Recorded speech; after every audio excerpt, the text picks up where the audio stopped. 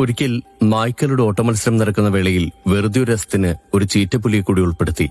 എന്നാൽ ഓട്ടം തുടങ്ങിയപ്പോൾ ചീറ്റ അതിന്റെ സ്ഥാനത്ത് നിന്ന് മനങ്ങാതെ നായ്ക്കൾ അവരുടെ സർവ്വശക്തിയും സംഭരിച്ച് ഓടുന്നതും മത്സരിക്കുന്നതും നിശബ്ദമായി നോക്കിയിരുന്നു.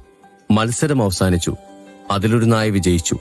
വിജയിച്ച നായ ചീറ്റയോട് തമാശ രൂപേണ ചോദിച്ചു, "നീ എന്താണ് മത്സരത്തിൽ പങ്കെടുക്കാഞ്ഞത്?"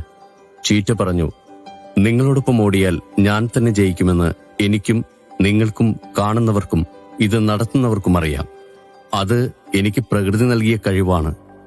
എന്നിട്ട് ഞാൻ നിങ്ങളോടൊപ്പം പങ്കെടുത്താൽ അത് സ്വയം മികച്ചതാണെന്ന് തെളിയിക്കുന്നത് പോലെയാകും. അത് അപമാനകരമാണ്. എല്ലായിടത്തും സ്വയം തെളിയിക്കേണ്ട ആവശ്യമില്ല. നമ്മുടെ കഴിവുകൾ പ്രകടിപ്പിക്കേണ്ട സ്ഥലത്ത് മാത്രം പ്രകടിപ്പിക്കുക.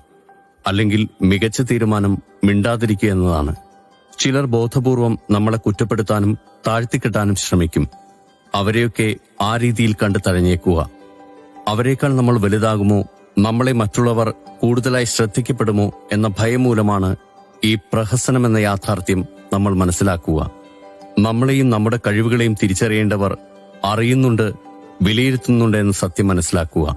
ആ ബോധ്യത്തിൽ നമ്മുടെ പ്രവർത്തന മണ്ഡലങ്ങളിൽ കൂടുതൽ മികവ് പുലർത്തുക. Download ShareChat.